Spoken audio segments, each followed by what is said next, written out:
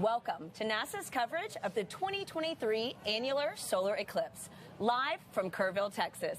I'm Tahira Allen with NASA Communications, and I'm joined today by Dr. Gina DiBraccio, the Deputy Director of our Goddard Space Flight Center's Heliophysics Science Division. Gina, thank you so much for being here with us today. Thanks for having me, Tahira. Happy to be here. I mean, it's a big day for heliophysics, which is the study of the sun. So, Gina, I'm dying to know, how are you feeling right now? I'm thrilled. We've been planning this day for such a long time, and I can't believe it's finally here. It's so exciting. And I mean, you couldn't have asked for a better day, folks. It's blue skies. We've got the sun beaming. It's incredible. It's great. And so today's celestial event will be visible for millions in the Western Hemisphere, with 48 contiguous U.S. states and parts of Alaska witnessing at least a partial eclipse. Now, some cities, like Kerrville, Texas, are in what's called the path of annularity for today's events. So, Gina, can you break down what that means and what somebody in this path can expect? Sure, Tahira. So when a solar eclipse happens, the sun, the moon, and the earth are all in line. Now, for an annular eclipse, the moon will be just a little bit further away from the earth than during a total solar eclipse. And that means when the moon crosses in front of the sun, we're left with this ring of fire that we see in the sky. That is going to be incredible to witness in person. And folks, the eclipse has already begun sweeping across the United States. First starting in Oregon at 9:13 a.m. Pacific and ending in Texas at 12:03 Central. From there, it will continue its path through Central and South America. Now, keep an eye on the telescope feed in the box on your screen. We're going to be sharing live views from across the eclipse path throughout today's show. Now, Gina, is there a way to know what kind of viewing experience I can have in my city? Sure. So our viewers can go to go.nasa.gov/Eclipse Explorer, and that will take you to that interactive map that we have, and you can see when and what your viewing experience will be. That is amazing. Thank you so much, Gina. Absolutely. And folks, if you go ahead and look in that feed in your screen, this is a live view of Kerrville, Texas, and you can see the moon is already starting to inch across the sun right now. So again, this is a good time to mention where this eclipse goes today. We go during today's broadcast. So if you're not in the path of annularity and still want to see that ring of fire effect, don't worry. Our friends from Time and Date are bringing us live telescope views from across the path of the annular eclipse, starting first in the United States and then following the action as it sweeps across Central and South America. We have a lot of exciting things planned for you throughout the show. You're going to see what it's like inside a hot air balloon at the world's largest balloon festival. We'll then check in with astronauts aboard the International Space Station. You'll hear from a very special guest about eclipse safety, and then learn all the ways you can participate in next year's total solar eclipse. This is going to be the last time a total solar eclipse passes across the mainland U.S. for 2 decades. Now, you can interact with our experts in today's show by sending in questions using the hashtag AskNASA on social media, or by dropping them directly into the comment stream wherever you're watching. Now, today we are here for an annular solar eclipse. But did you know there is actually a difference between an annular and total solar eclipse? Now, imagine the sun is having a spotlight show in the sky. In a total solar eclipse, the moon moves right in front of the sun and covers it up like a big curtain, making everything dark for a little bit. It's similar to what you would see at dusk or dawn. Now, because the moon is completely blocking the light from the sun, we're able to see the sun's corona during a total solar eclipse. Now, in an annular solar eclipse like today, the moon is going to be a bit too far away to completely cover the sun. So like Gina said, when you look up at the sky, you're going to see the sun with a glowing ring around the moon. Because of this, it is often called a ring of fire effect. And as you can see on your screen right now, it is going to be a really, really cool and unusual sight. Now, a word of caution, though. Because the sun is never completely covered during an annular eclipse, it is important to always wear your eclipse safety glasses anytime you look at the sun. Now, both types of eclipses are amazing shows, just with different perspectives. So today we're going to be bringing you views of the annular eclipse, and you're going to have an opportunity to view a total solar eclipse on April 8th, 2024. Now, Gina, anything you would add to that? Of course, Tahira. So the science with the annular eclipse and the total solar eclipse, we can do great science, and NASA has a bunch of experiments, which you'll hear about later today. Fantastic. Thank you so much, Gina. And folks, it's time to meet your other hosts. We have James Traley at our eclipse desk. He's going to be keeping us keyed into the action, connecting with telescope operators across the country to show us live views as annularity sweeps the nation. And we also have Joy Ung and Michael Kirk at our Albuquerque desk. They're going to be joined with special guests throughout the show to talk about how important eclipses are to all the science we do at NASA and how you can play a part in the activities leading up to 2024's total solar eclipse. Now, we're going to head out to Joy and Michael later, but first, James, how are things looking on your end? Hey, Tahira, so excited to be joining you live from Kerrville, Texas. I've got my eclipse glasses ready to view today's big event, the annularity, right here in just a few moments. We should be getting our first view from the West Coast in just a few moments. Up in Eugene, Oregon, they'll have the first awesome view from the United States. And you can track all of today's events using this interactive tool we've developed called our Eclipse Explorer. If you want to play around with this, go to go.nasa.gov/Eclipse Explorer. This is a fantastic tool that allows you to preview exactly what the eclipse is going to look like in your neck of the woods. You can see this path that it's going to be taking all the way down to us in Kerrville, Texas, starting out in the Pacific Northwest. But even if you're outside of that area of influence, say, for example, you're watching today's broadcast live from Milwaukee, you'll get a great view of a partial eclipse. And these little icons that you see here, these little googly eyes, if you will, they're actually clickable. So if I go to Eugene, they're supposed to have peak annularity beginning at around 9:17 a.m. Pacific. If I click on this little googly eye, it'll snap right to that time, and you can preview exactly where it's going to be. So you still have plenty of time to start getting up to speed with exactly what this annular eclipse or partial eclipse is going to look like in your neck of the woods. So I certainly encourage you to play around with this tool. And if we go to our real-time view of it now, you can see that a partial eclipse is already impacting a very large portion of the United States, stretching all the way out to as far as Nashville. And so very excited for our moment in this partially eclipsed sun here in Kerrville, Texas. We're expecting that to begin at around 11:50 a.m. local. I'm going to continue to track the movement of this annular eclipse across the U.S. But for now, back to you, Tahira. Thank you so much, James. So excited to see that first instant of the Ring of Fire effect soon. Now, Gina and I are joined with Leslie Garrison. Hi, Leslie. Who is going to show us how to make a pinhole viewer to observe today's events if you do not have your eclipse glasses. Yes. So, Leslie, I see you've got a few different pre-built pinhole viewers with you right now. Can you first just walk us through how this even works? Yes, absolutely. So, to safely view the sun today, we brought a couple of items. We have a colander, a pinhole, a peg hole, a sheet of cardstock, and a hole punch. And so we're going to use them to simply create what we call a pinhole projector. And so in order to use these or to make these, you need a few items from home, but number one, make sure to never look at the sun directly, but number two, make sure when you are making and creating and using these that the sun is to your back so that the sun's light can cast light through the holes. And you just, what, put it up and have it Coming put through. a shadow on the ground? Absolutely. And so on the paper model, we are going to put a hole here, and the light is going to go directly through it. Peg hole, the colander, and the NASA 3D printed model already has a hole. All you have to do is wait for the eclipse to happen and see the view of the sun on a surface area. That's great. So, Leslie, can you go over those materials just one more time? Absolutely. So at home, you probably already have a colander. This is just a pegboard toy from my son's toy box, and a sheet of cardstock and a hole punch. But NASA has a cool event online. You can see our URL somewhere on our screen, and you can go online and make these items at home to use. So really you just need something with a hole. You need something with a hole.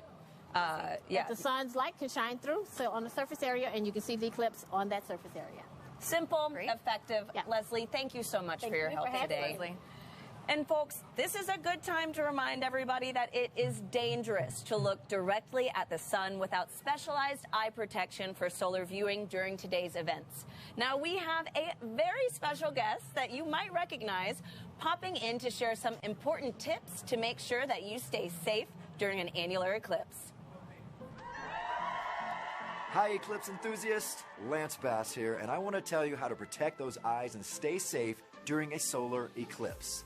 During these celestial events, the sun, earth, and moon are in sync creating solar eclipses. During an annular eclipse, it's not the moment for a sun staring contest. Grab those eclipse glasses and shade your eyes from the ring of fire.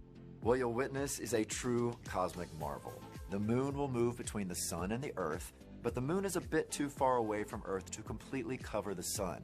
So, when you look up at the sky during this annular eclipse, you'll see the sun creating a glowing ring around the moon.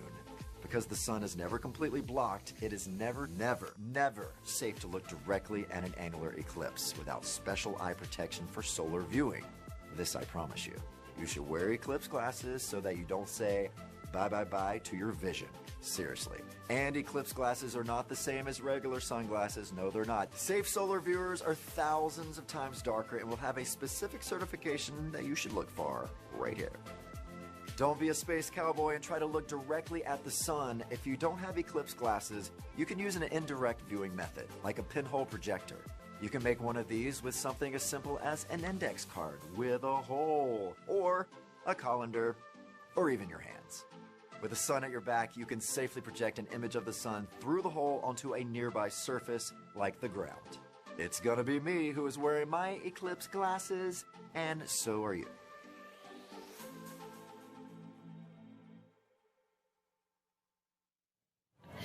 Now, don't forget to be in sync with these safety tips, folks. Seriously, listen to Lance and protect those eyes. We really want everybody to enjoy today's events. Now, let's check in with Joy and Michael in Albuquerque, New Mexico. Joy, Michael, how is the energy over there?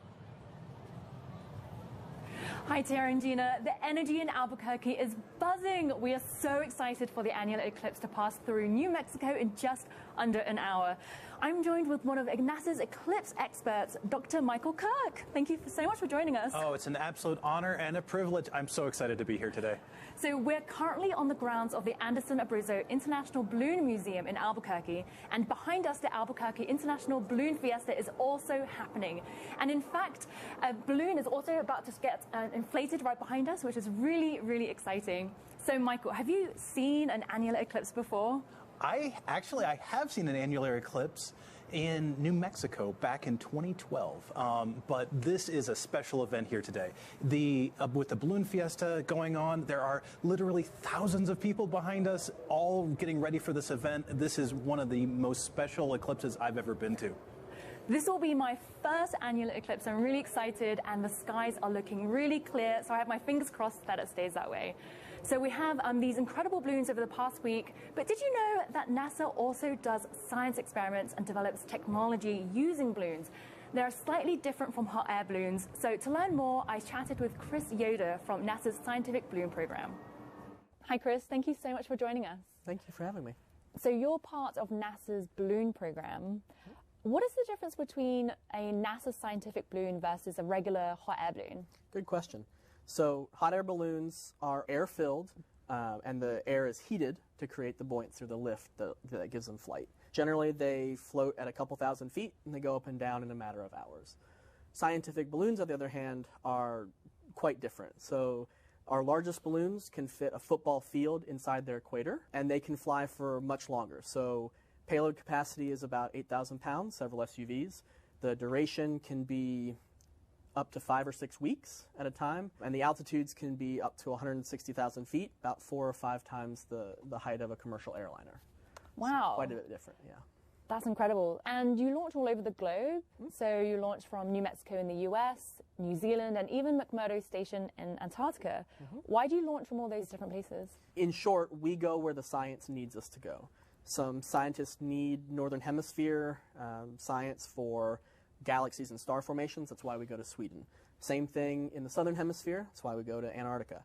Most missions need some kind of trial or test system, so they'll fly from New Mexico to prove their science or even just collect science at a shorter duration. And then for missions that are a little more risky, we'll go out to PMRF in Hawaii. So can you describe to me what launch day is like? It's an incredible feeling, right? So you see the balloon be released, you hear the rustle of the fabric and the rush of the wind as it stands up. You see the balloon be released on the vehicle and ascend, and it just gives you chills every time you watch it. It's a really great feeling. That sounds incredible. So how many of these balloon experiments have been sun-focused or eclipse-focused? So about 8 to 10% of our portfolio is heliophysics missions. One of the ones that stands out in my mind is one I got to see launch in 2019 from New Mexico. It's called the BITSI mission, and it was looking at the corona, or the kind of the outer edge of the sun, and looking at how that behaves under different conditions. That sounds amazing. Thank you so much for joining us. Thanks again for having me. Our balloon program has been around since 1961, so it's no surprise that our balloons are constantly innovating and discovering new science. So let's dive into some of the big science discoveries that have been made with scientific balloons. High above Earth's surface floats a critical tool in NASA's exploration arsenal: scientific balloons. Massive, helium-filled, high-tech balloons lift heavy scientific experiments into near space to get a clear view of our planet and the cosmos. Launched around the globe, these unique NASA missions provide a fast and cost-effective alternative to rockets to study Earth, our solar system, and beyond. Balloon science has led to many important discoveries. For example, astrophysicist John Mather studied heat from the early universe using balloons, which later contributed to his Nobel Prize-winning work confirming the Big Bang theory of an expanding universe. A special type of high-altitude balloon can carry telescopes above the clouds for extended periods of time to study the dark matter in distant galaxy clusters. One of these superpressure balloons, called SuperBit, captured the Tarantula Nebula 160,000 light-years away. This winter, crews in Antarctica are preparing to launch the Gusto mission. Its infrared telescope will examine the complete life cycle of a star. NASA's scientific balloon program, guiding a path to discovery above and beyond.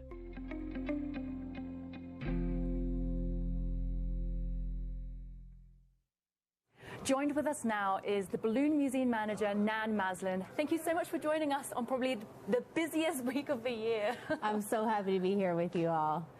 So we're here, the Fiesta started in the 70s with a small group of people, and now there are hundreds of balloons.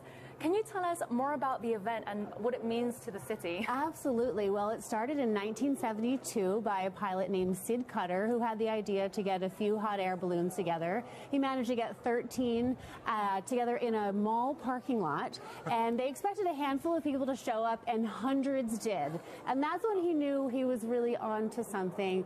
And 51 years later, there's 100,000 people behind us on the field right now. Oh my goodness. So the Balloon Museum, it's where you work and it's where we are right now. Could you tell us a little bit about the relationship between the Balloon Museum and the Fiesta itself? Absolutely. We are very good neighbors. We are here 365 days of the year. We started in 2005, and we start with the early ballooning in the 1700s up through today, exploring the history, science, art, and just wonder of ballooning. And if you haven't been to Albuquerque, we invite you all to come back and check out this museum. And what do you love most about the Fiesta and the museum this week? New Mexico is such an enchanting place to be, and the smell of roasting green chili in the air, there's nothing like it. There's a reason why Georgia O'Keeffe chose this place as her home. It's because of the open sky and the beautiful landscape, and we get to enjoy so much of that here. And when you think about it, there's like a spotlight shining on Albuquerque, and I think it's probably the best place in the whole wide world to be right now, today, Balloon Fiesta and an annular eclipse. I can't imagine anything better. And how do you feel about an annular eclipse falling at the same time as the event this year? It's just fantastic. I'm so happy to be here with you all, and Mother Nature has provided us the perfect sky today. Looking this direction, I don't see a single cloud. There's a bite out of the sun already, like it's bitten out of an apple, and I just am so excited to see the annularity. Amazing. Thank you so much for being with us today. I'm really excited to enjoy the annular eclipse together. Me too. So next, we are honored to hear from NASA Administrator Bill Nelson. Hey everybody, we're so excited that you're joining us today for this solar eclipse. It's when the moon passes between the Earth and the sun. It's a big day for NASA scientists because eclipses present unique opportunities to study the sun. And what we learn from these eclipses along with our heliophysics research, has incredible benefits for our human exploration. The sun is a powerful, hot, glowing ball of hydrogen and helium, and it actually holds together the entire solar system. Without its energy, we couldn't exist here on Earth. Just think, it influences everything. What we do on Earth, growing crops, our economics. It even affects our physical, mental, and emotional well-being. We see its influences reflected throughout our culture as well, in art, music, religion, sports. And when you look up today with your eclipse glasses, I hope you're going to remember all the ways that the sun impacts us. NASA will never stop studying our closest star for the benefit of all of us, terrestrial beings here on planet Earth. Thank you, Administrator Nelson. So, Michael, we've been getting a lot of questions on social media. Shall we dive in? Yeah, let's do it. Okay. So, I have a question here from Priyesh Patel on YouTube, and they ask, do events like eclipses occur in a similar pattern geographically? Oh, absolutely. Geographically, we get the same sort of shape of an eclipse that will move slightly northward in its progression. So this is called the Saros cycle. And every 18 years or so, there's a repeated pattern of an eclipse, and the pattern itself repeats a little bit further north each time. And so we get these overlapping patterns that are exactly the same over time. Amazing. I didn't know that. Yeah. That's really surprising. Okay, and before I go on to my second question, I just want to mention that in the telescope view now, we are seeing a partial eclipse and a lot of bite out of the sun. Oh yeah, it's getting a bit bigger. We're not quite to 50% yet, but yeah, it is getting there. It's pretty exciting. That's so exciting. Okay, so the second question I have is Sammy Connor on YouTube. And they ask, how does the Ring of Fire eclipse affect the light from the sun reaching Earth? Ooh, that's a fantastic question, because this has something to do with the science that we can do with eclipses as well. So as the sun gets blocked by the moon progressively, there are parts of the sun, active regions specifically, that will be blocked, and the light from the active regions won't be able to hit the Earth's atmosphere. So we can actually study the effects. We can actually study these effects. We'll hear a little bit more about this later in the program. Amazing. Okay, so a third question is, one of our viewers on YouTube asks, how do eclipse glasses work? Ooh, that's a great question. So these things. Yeah, we have eclipse glasses. Okay, so you see the lenses right here. This is a mylar film, and the coating on it blocks over 99% of the white light that comes here. Not only that, but it also blocks infrared and ultraviolet light, so it keeps your entire eye safe. So it's really that coating that keeps us safe from the powerful sun's light. I'm glad. Yeah, me too. Thank you so much, Michael. Of course. So remember, wherever you're watching in the show, ask a question in the comments below using the hashtag AskNASA, and we'll be answering more later today. So now let's head back to Tahira and Gina in Kerrville, Texas. Thank you, Joy and Michael. The weather looks great in Albuquerque, New Mexico. It does, yeah. So, folks, if you're just joining us, we're following the 2023 Annular Solar Eclipse as it sweeps across the Americas. Now, coming up soon, James at our Eclipse desk will be plugging us into our very first views of annularity taking place in Eugene, Oregon. Now, Gina, as we anticipate this beginning first moment, can you walk us through what exactly is happening when an annularity takes place? Sure. So when the annularity is taking place, that's when the moon is going to be in front of the sun. Now, for the annular eclipse, it's not going to completely block the sun, so we'll have that ring of fire that we get to see in the sky. And if you take a look at that live feed from the telescope that we're seeing right now in Kerrville, we already have a bite taken out of the sun from our perspective as well. Wow, and so that's just going to pass directly over, but not fully cover it. Exactly. We'll still have that ring peeking out. Beautiful. And I mean, we're seeing something, but will anything else happen? Like, will we feel anything? Yeah, so that's the fun thing about these solar eclipses is the fact that there will be environmental changes. So we'll feel that temperature drop, maybe a change in humidity and wind as well, but also nature will respond. So check out, how it feels around you. The birds will nest and go back to their trees. The crickets will come out, starting to chirp. It'll feel kind of dramatic when this happens, too. Can't wait to feel that with you today. And folks, great.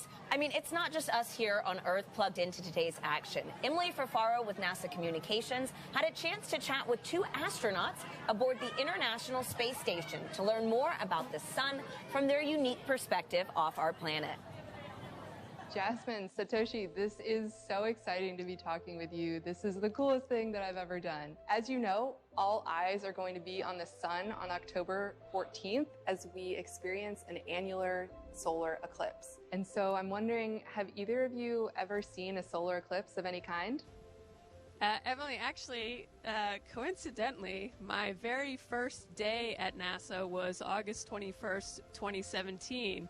Which was an incredible solar eclipse. All my classmates and I got to go outside and stare up with everyone. Pretty much everyone else at NASA was outside in those moments looking at the solar eclipse. So that's something I'll always remember. Wow, oh my gosh, what an incredible first day that must have been. Solar eclipse events provide scientists with a unique opportunity to study the sun in different ways. So with that, I'm wondering, how do you study space weather and impacts from the sun on the International Space Station?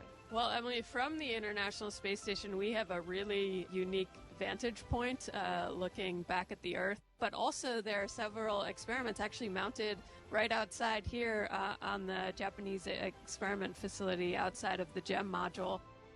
Regarding the space weather, specifically from solar flare activities point of view, a specialists on the ground kindly observe it continuously, and when there is a big solar flare, they notifies it of us, and we move to a relatively safe place on the International Space Station. Wow, I am so glad that you're well protected up there on the International Space Station. I want to touch back on the annular solar eclipse. This celestial event kickstarts NASA's Heliophysics Big Year, which is a global celebration of sun science and a year where we're inviting the public to do as many sun-related activities as possible. And so I'm wondering, what is your favorite thing about the sun? Well, Emily, for me, I don't particularly like the dark, and I don't particularly like being cold. So I'm a big fan of the light and the warmth the sun brings. We wouldn't be the planet we are without the sun. Yeah, Emily, I echo Jaws, and I like the brightness and the warmth of the sun, and I'm looking forward to the next solar eclipse. That reminds me of something that my friends in heliophysics say, which is that the sun touches everything. With that, I want to thank you so much for taking the time to chat with me today about the sun, and I hope that you both have a great view of the eclipse wherever you might be, and good luck with the rest of your mission. Thanks so much, Emily. Have a good one. Station, this is Houston ACR. Thank you. I mean, how cool is that? Can you imagine seeing the shadow of an eclipse on Earth from space? It would just have to be incredible. Now, folks, the crowd is growing here in Kerrville, Texas, as we inch closer to our moment to witness that Ring of Fire effect in person. Now, it's a good time to check in with James at our eclipse desk. James, how are things looking on your end? Hey, Tahir. Yeah, so we're still just a little bit away from the annularity here in Kerrville, Texas. Really cool to see the science going on in the International Space Station. Coincidentally, there's actually some really cool science going on just a little bit to the west of us in just a few moments in White Sands, New Mexico.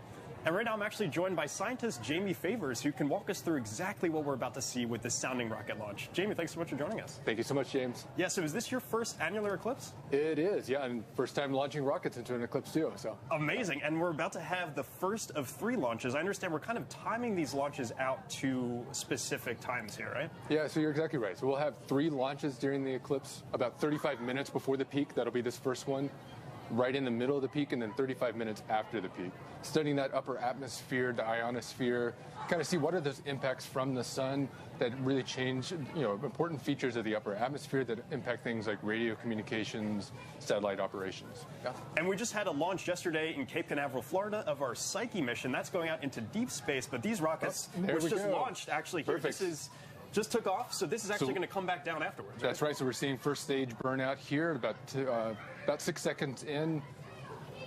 Blink out for a second, so the rocket's still moving along. There we see the rail, the path that we just launched from.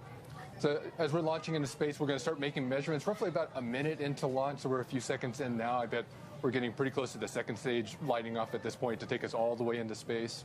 So roughly that 1 minute mark is where we start to do a lot of the science. The payload separates from the rocket. We have some deployables we'll release from that payload out at that point. We'll start moving that payload around in space so that it's starting to make good measurements. We have these booms or arms that come off of the payload, start making different measurements there of like magnetic structures, electric structures in the upper atmosphere, as well as temperature and density. One way to kind of think about this, what the shadow of the eclipse is doing in that upper atmosphere is it's creating these waves as all those temperature and density changes are occurring. So kind of think about it in the way of like a boat moving through the water. Yeah. We've all seen a boat move and you see the waves propagating out from it or moving away from the boat. That same thing is happening here with the eclipse and that shadow.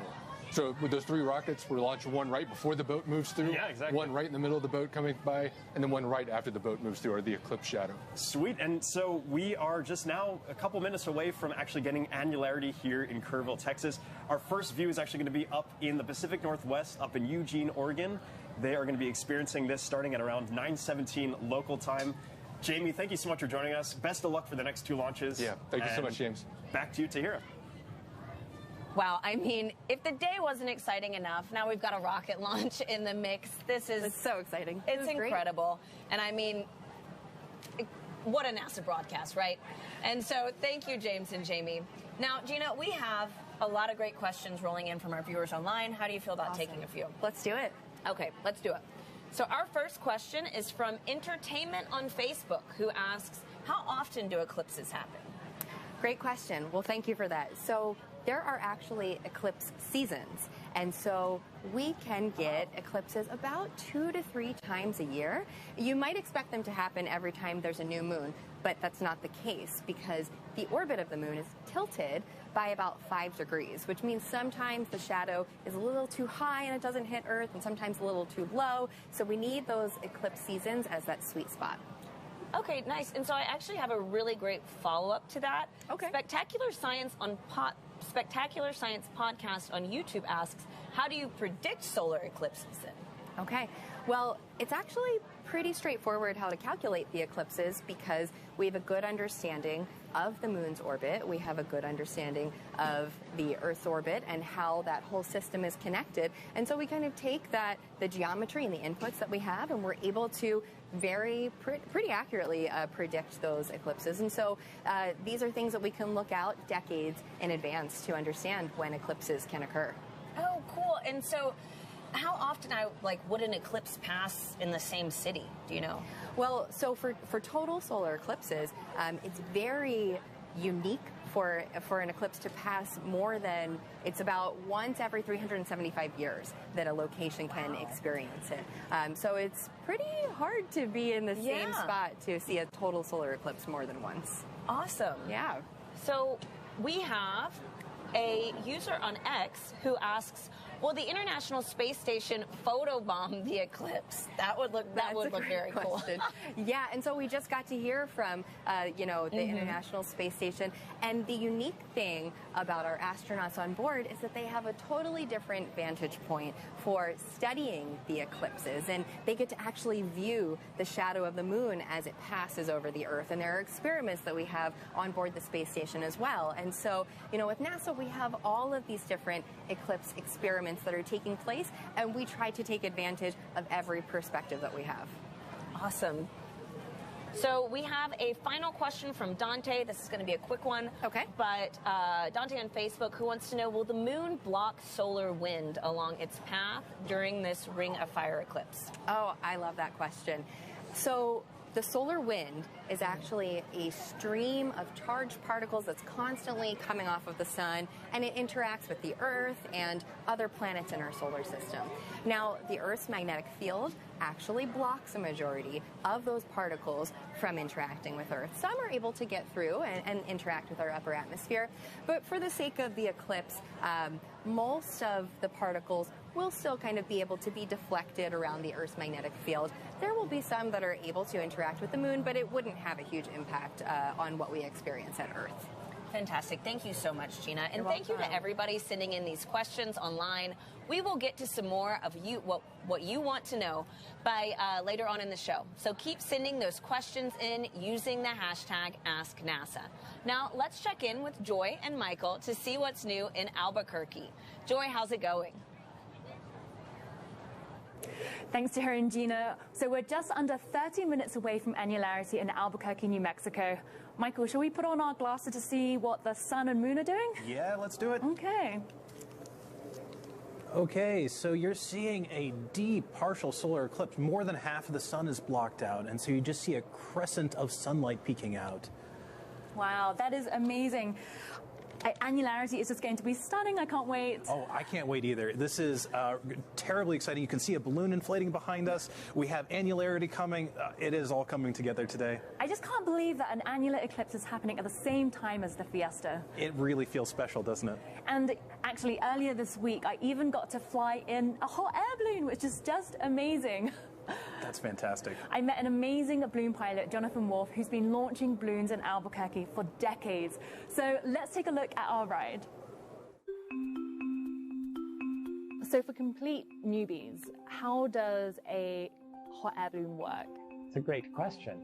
It's physics, simply. We heat up the air inside the balloon, and that makes it less dense, and then that makes it float. Now, what that means, though, is we can only control up and down. The way we fly and the way we navigate is by choosing different layers of air to fly in. And I've heard that there is a box, the Albuquerque box.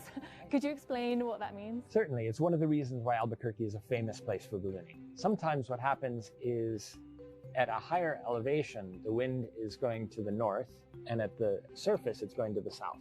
That's what we call the Albuquerque box. Sometimes the box works out such that you can fly to the south and go up, fly to the north, and then come down and fly back south and land right where you took off, which is an extraordinary and wonderful accomplishment. It's super fun when you can do that. So for someone who's never been in a balloon, what is it like? It's unlike any other form of flying. In a balloon, you're actually outside, right? You're standing in a little basket, and there's no windows. You're just out there in the air, and it's just science, right? It's buoyancy, like I said, it's applied physics, but it feels like magic. It's a ballooner eclipse. Oh yeah! I love that. It's very calm. There's no movement, no wind. When you're moving with the wind, so you're at equilibrium. It feels very calm and peaceful. At the same time, it's really exciting and it's intense. So it's this wonderful combination of intensity and mellow, serene, tranquil beauty, absorbing nature. You can never experience that in any other form of flight. Wow, that brings back great memories.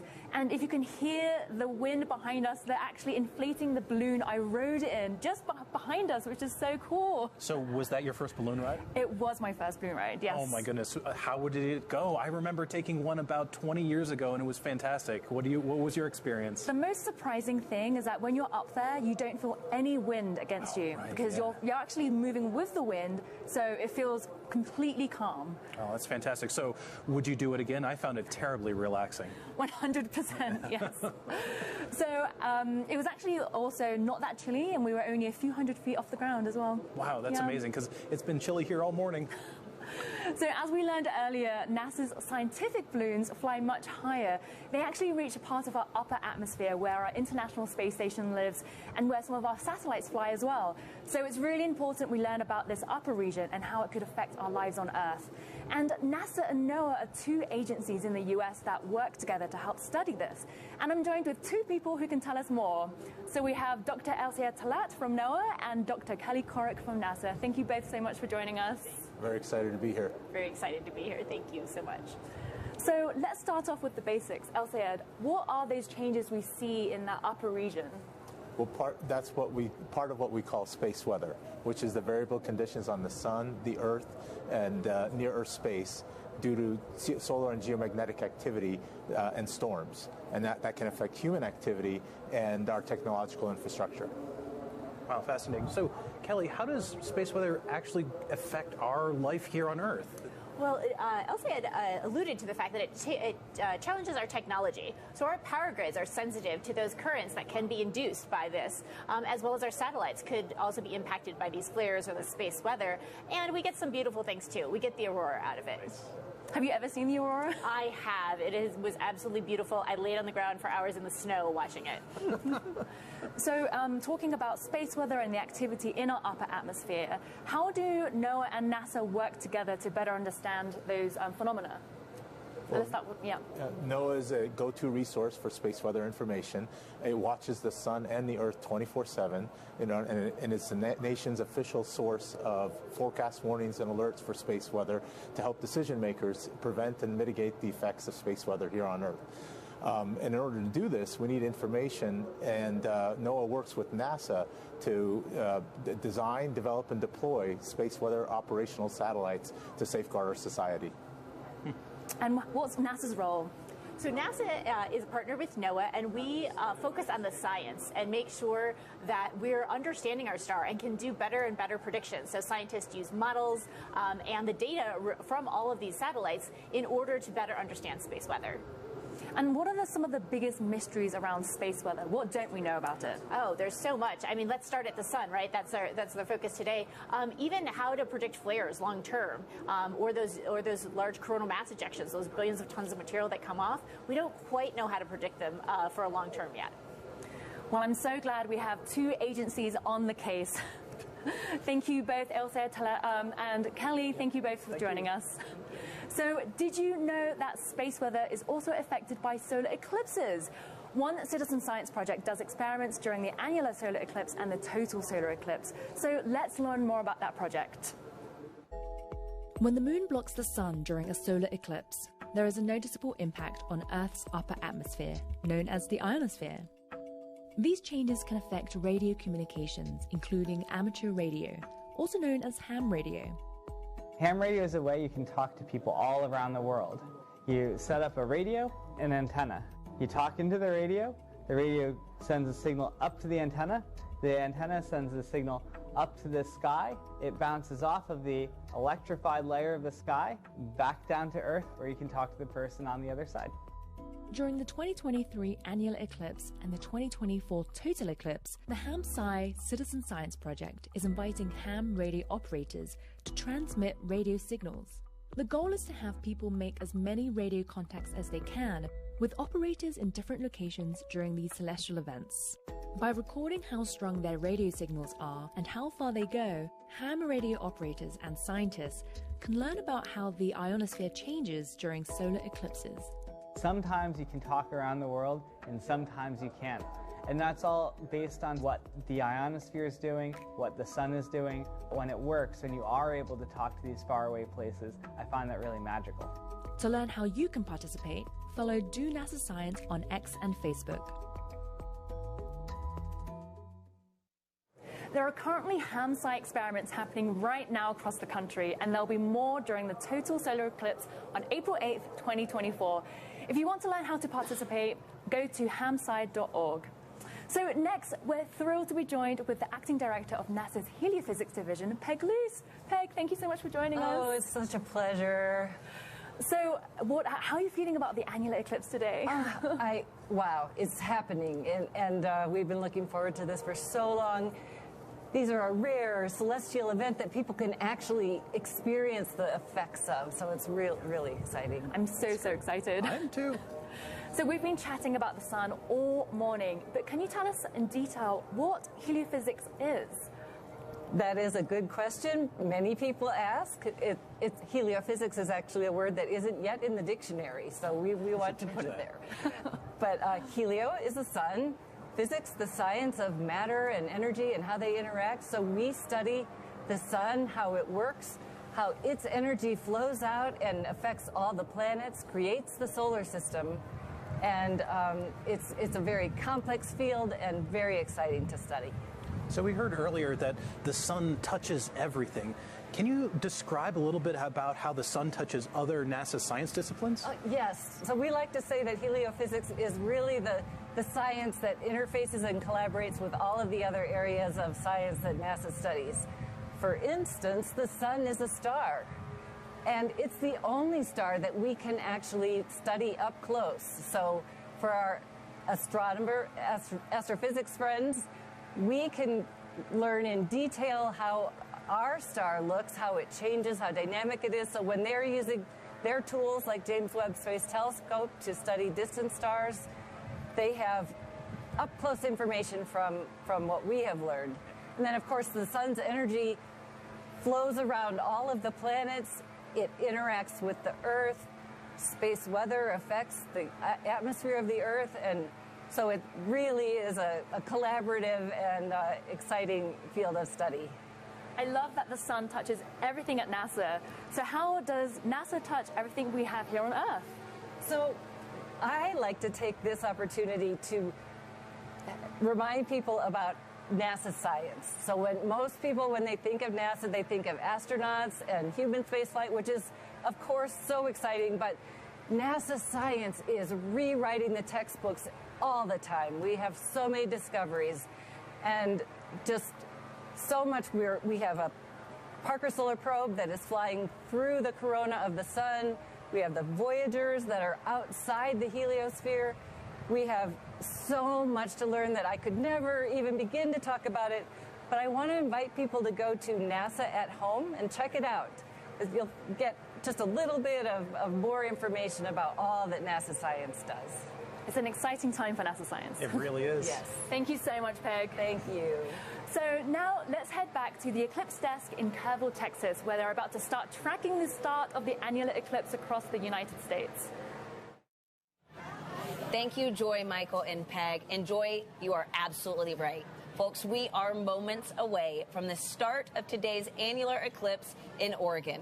Now, I know I'm excited. This will be the first time I've ever witnessed one of these events, and I hope you are too. It'll be my first annular eclipse as well. But Tahira, I was lucky enough to see the 2017 total solar eclipse, and that experience was amazing. So I think we're in for a treat today. So this is going to be a totally new experience for you. It will be, yeah. And so, Gina, actually, you know what? Let's go ahead and see if we can pull up the telescope feed from our friends at Time and Date.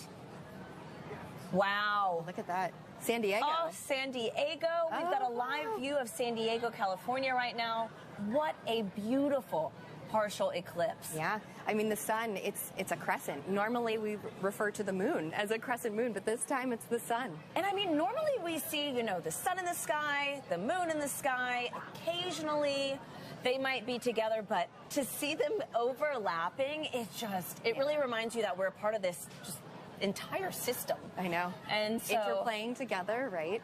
And you can tell, I mean, from this view, you can really appreciate the fact that from our perspective, the moon and the sun seem to look like they're the same size, even though in reality they're not, right? It's incredible. You know what? Right now, let's go ahead and check in with James at our eclipse desk. James, what's the latest?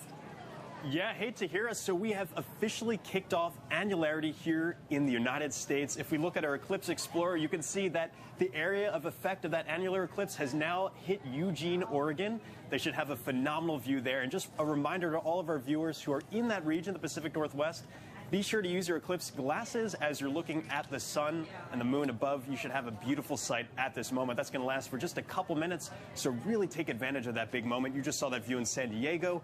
Even if you're outside of this area, you might still have a beautiful view of a partial eclipse.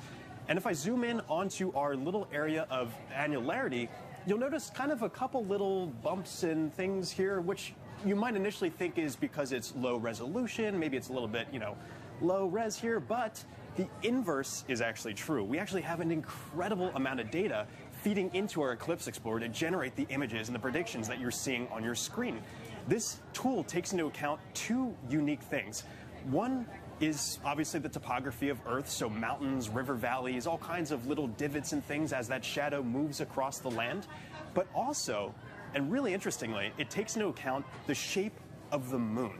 When you think of the moon, you might just think it's perfectly circular, but there are so many little objects like mountains and craters and all kinds of things dotting the surface that are all being fed into this prediction that you're seeing here that will then show you exactly what the shadow is going to look like. You won't really be able to see this difference from the ground, but if you're up in space looking down at this, you'll actually be able to see that area kind of ripple almost as it's moving across the terrain. So definitely I encourage you to check out this tool. It's a really phenomenal one that's really just using so much data to feed into this.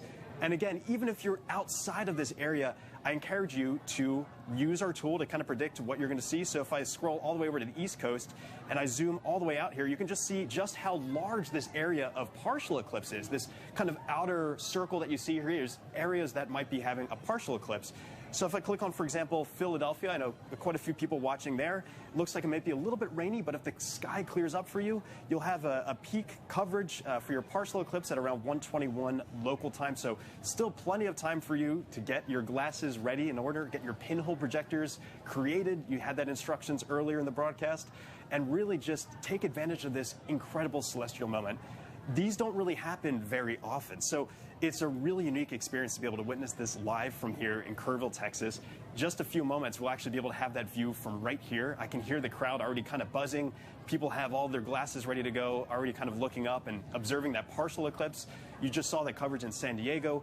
This is really sweeping across such a big area of the United States, and it's going to continue to move closer and closer and closer to us. You can see already since I've just started this conversation here, we've already moved away from Eugene, so they are no longer in annularity, and this is continuing to move into parts of Nevada. This will then continue to track further southeast to our friends out in Albuquerque at the Balloon Festival. They'll have a phenomenal view there, intermixed with the balloons and everything. It'll look awesome. And you're also seeing right now our live view of Kerrville, Texas. You can see we're already in pretty good coverage here with the partial eclipse. If I click on a Kerrville on our interactive map, you can see that we're expecting our peak coverage of the annularity to begin at 11:50. And I'll remind you again, if you're using our interactive tool, these are all clickable too. So if you wanted to click onto those and to see exactly what time and exactly what it's going to look like, actually, this is a prediction of what it's going to look like in your neck of the woods. And so actually, the path you're seeing this moon taking is the exact path it's going to look like the moon's taking in real life for you. So that little googly eye is showing that directionality. So for us, the moon has already entered in from kind of above the sun here. It's going to continue tracking down, eventually giving us that incredible ring of fire effect. I can't wait to see this live. This will be the first time for me ever seeing an annularity live. I'm super excited. So the hit is coming up again in Albuquerque, New Mexico. In just a little bit, they'll get a phenomenal view there. Keep tracking it. But for now, back to you, Tahira. Incredible, James. And I mean, I think earlier you said buzzing. Like, Gina, it feels like the town is coming alive. It is. It's starting to get a little colder here. I know, I'm kind of chilly. So, I mean, looking around, you can just see people are kind of lounging back with their safety eclipse glasses and just taking it all in and getting excited for this. And not only will Kerrville see today's annular eclipse, they're also positioned to see the total solar eclipse next year. Yeah. Right? Like, how awesome is that? And so, folks, let's take a look at how the city has been preparing in the lead up to these special events. Kerrville is the eclipse capital of the state of Texas. It is known as being the capital of the Texas Hill Country. It's the epitome of Texas. Ranches, deer, beautiful streams like the Guadalupe here. Kerrville is very welcoming. It's a wonderful community. Tight-knit, small. It has about 25,000 people. Kerrville is blessed to be in that special square. Not only are we going to witness the annular eclipse in 2023, we're also going to witness the total solar eclipse in 2024.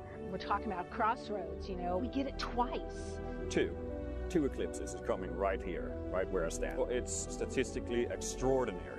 We get two in less than 6 months. Everybody's excited about it. City council, county commissioners, everybody's working diligently to be able to provide safe opportunity for the influx of people. This will be the biggest event in the history of the city, and that's why the city is preparing. We're preparing to make the event enjoyable for everybody who wants to see this tremendous natural phenomena. I think that Kerrville has done an awesome job of preparing, way in advance. It's getting that message out to people to make sure that they're taken care of personally, but then there's the science part of it, letting them know what is an eclipse. And I'm just having a great time going out and talking to civic organizations and clubs, and I can talk about eclipses. So this will be my 4th and 5th solar eclipses. I've seen total eclipse in Nebraska. I drove 1,200 miles for a little over 2 minutes, and it was well worth it.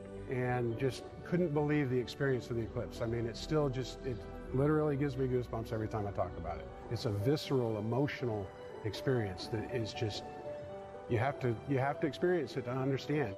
I thought I knew what it would be like, but I gasped at the sheer wonder. It's going to be a, you're going to hear that intake of air and awe. It was the most beautiful natural thing I've ever seen. So to have an eclipse basically in my backyard is just, it's indescribable.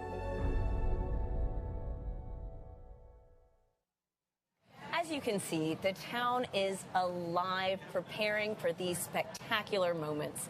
Now, Gina, the sun not only impacts us here on Earth, right? That's right, Tahira. So the sun impacts our entire solar system. And in fact, when we explore with NASA, that's something that we have to take into consideration. So I'm glad you said exploring, because I actually just recently learned that the sun even impacts human exploration in the solar system, which I thought was really cool. So let's take a second and see how studying heliophysics is actually helping us prepare for sending humans to the moon and Mars under our Artemis program. NASA has studied the sun and its influence throughout our solar system for decades. The Artemis program will provide a better understanding of solar activity through 2 new missions. Hermes is an instrument package that will monitor space weather from the moon and be placed on NASA's Gateway, an orbital outpost being built for lunar operations and eventually Mars exploration. The dual spacecraft Escapade mission will examine the effects of solar wind on the red planet's atmosphere. Heliophysicists at NASA are working to protect astronauts who will travel to the moon and to Mars by increasing our understanding of the space environment through which they must travel.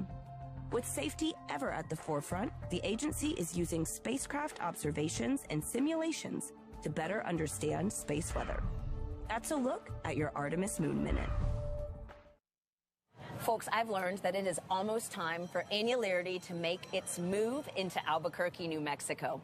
We've got Joy standing by at our other desk, who is going to tell us about an upcoming NASA mission and show us live views from this solar eclipse. Joy, Michael, on a scale of 1 to 10, how excited are you right now?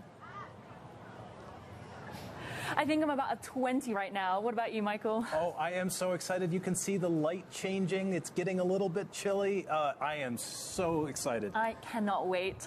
Yeah. So now we're joined with NASA scientist Dr. Nikki Weil, who's going to tell us about a new sun mission. Firstly, Nikki, how are you feeling today? It is so amazing to be here. I'm so